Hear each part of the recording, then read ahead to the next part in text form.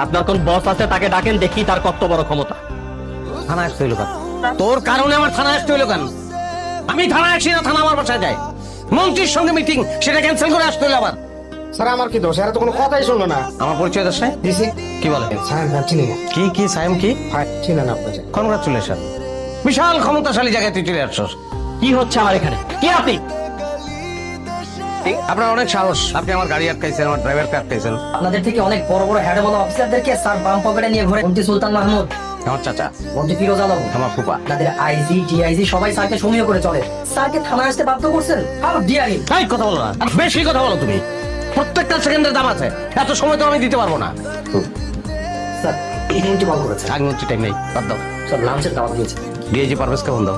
Sir আমরা মনে হয় ভুল করে ফেলছি স্যার। আসসালামু আলাইকুম স্যার, আপনার সাথে কথা বলবেন। আমি চাই একজন অফিস সাসপেন্ড হোক এবং